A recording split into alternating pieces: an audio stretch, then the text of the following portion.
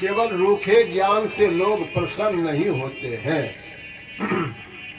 बंदो गुरुपद कंज कृपा सिंधु नररूप हरि महामोहतम पुंज जासु वचन रवि कर्णिकर। प्यारे लोगों, हम संत मतानुयायी लोग सत्संग क्या करते हैं? हम संत मतानुयायी लोग सत्संग क्या करते हैं? इसलिए कि हम अपने को ऊंचे से ऊंचे पारमार्थिक स्थान में पहुंचावे और श्रोतागण को भी उस मार्ग का बोध हो जाए, तो यह महापुण्य होगा। कौन होगा पुण्य? ऊंचे से ऊंचे पारमार्थिक मार्ग में अपने को पहुंचावे, श्रोतागण को भी वहां पहुंचावे। इसलिए कि हम अपने को ऊंचे से ऊंचे पारमार्थिक स्थान में पहुंचावे और श्रोतागण को भी उस मार्ग का बोध हो जाए, तो यह महापुण्य होगा। संजय जी वही काम कर रहे हैं, श्रोताओं को बुला के उस मार्ग का बोध कराते, इसको महापुण्य हो रहा। इतने बड़े लंबे चौड़े इस दालान का काम इसीलिए है, नहीं तो इतने आदमियों के वास्ते कई सामियाने की जरूरत पड़ जाए। इसमें प्रति सप्ताह सत्संग हुआ करता है, इसके बनने में खर्च हुआ है और हो रहा है, इसलिए यह बहुत लोगों के अटने का स्थान हो। सत्संग से क्या लाभ है? गोस्वामी तुलसीदास जी महाराज कहते हैं, मति कीरति गति भूति भलाई, जब जही जतन जहाँ जही पाई, सो जानब सत्संग प्रभाव, लोक हो वेदन अनुपाऊ। सुबुद्धि हो, जस हो, मोक्ष का मार्ग मिले और मोक्ष हो, ऐश्वर्य भी हो। संसार में रहकर बिना ऐश्वर्य के लोग किस तरह रहेंगे? इसलिए ऐश्वर्य भी हो और शीलता भी। ऑपरेटर है तो ऑपरेटर रहेगा, बात करता है कहीं पीछे बैठ करके कसम हो रहा है, कई बार तुमको बोल दिया।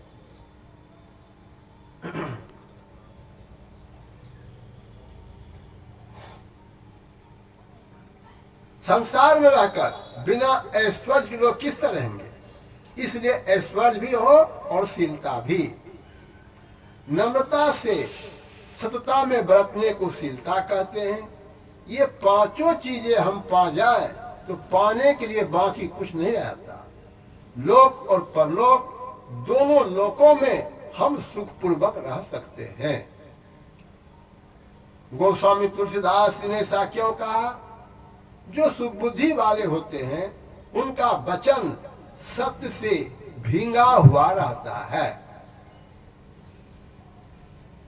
ऐसे लोगों को लोग चाहते हैं, ऐसे लोग यशस्वी होते हैं। संसार में लोग उनका आदर करते हैं। अगर मोक्ष मिल जाए तो फिर कहना क्या, संसार का सुख दुख ही छूट जाए। ऐश्वर्य हो अर्थात धन संपत्ति हो तो इससे अपने लाभ उठावे और दूसरों को भी लाभान्वित करें। कौन सी करें?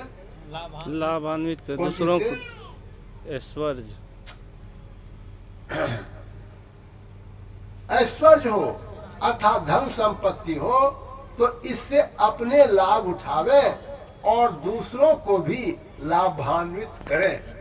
हम अपने धन संपत्ति से दूसरे को भी लाभान्वित करें। स्वयं पर ही लाभ लीजिए। धन की तीन गतियां कौन सी? दान भोग नाश। सो धन धन्य प्रथम गति त्यागी।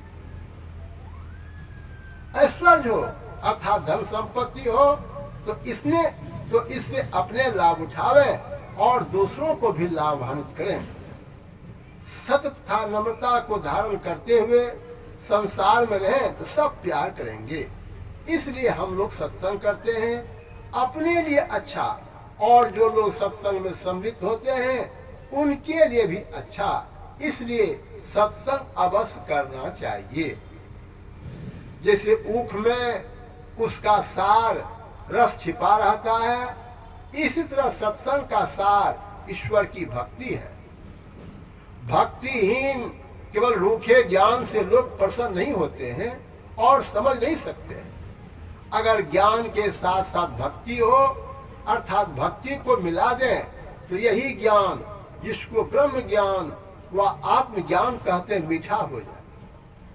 संतों का ज्ञान इसीलिए है कि भक्ति के सहित ज्ञान हो। केवल ज्ञान की ही बातें हो, चित्त वृत्ति का निरोध अर्थात मन की एकाग्रता नहीं हो या ध्यान और स्थिर है, तो अपने को भी लाभ नहीं होगा, औरों को भी उन बातों को सुनकर लाभ नहीं होगा। इसलिए भगवान श्री कृष्ण कुरुक्षेत्र के मैदान में कैसे ज्ञान कहते थे? योगस्थ होकर ज्ञान कहते थे। उसका कीमत ऐसा है कि अब तक उसका प्रभाव है।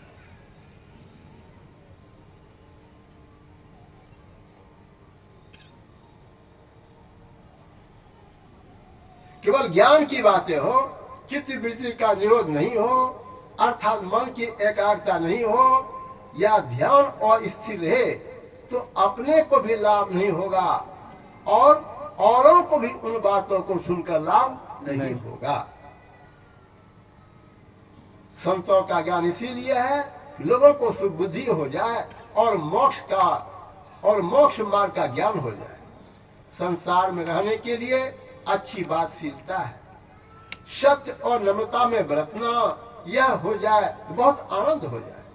संतों का उपदेश है, जहाँ तक संसार में आनंद है वहां तक आनंद से रहे और जीवन भर ईश्वर का भजन करते हुए समय बीते।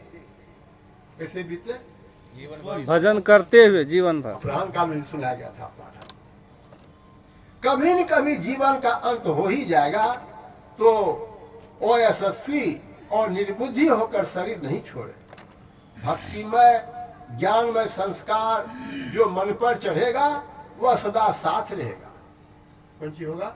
सदा साथ रहेगा ज्ञानमय संस्कार।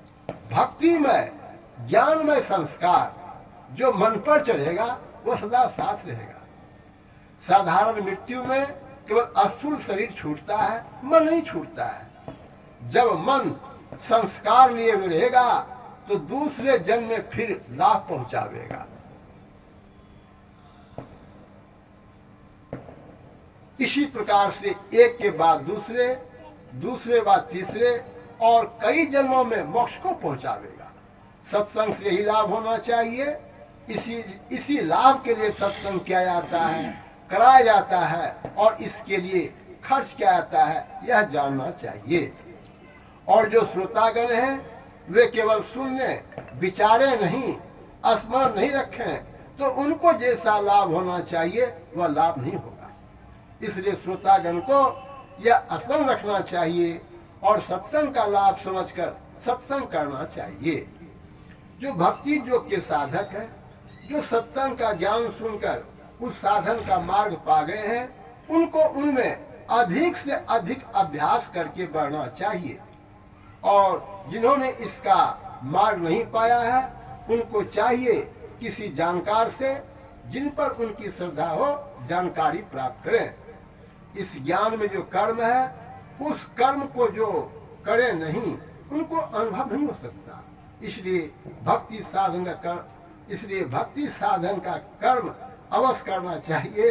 केवल सुनकर रह जाने से लाभ नहीं होता है। बोलिए प्रेम से श्री सद्गुरु महाराज की जय।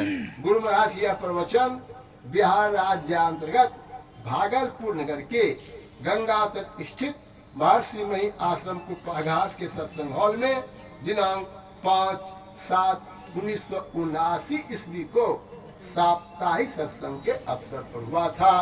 श्री सद्गुरु महाराज की जय।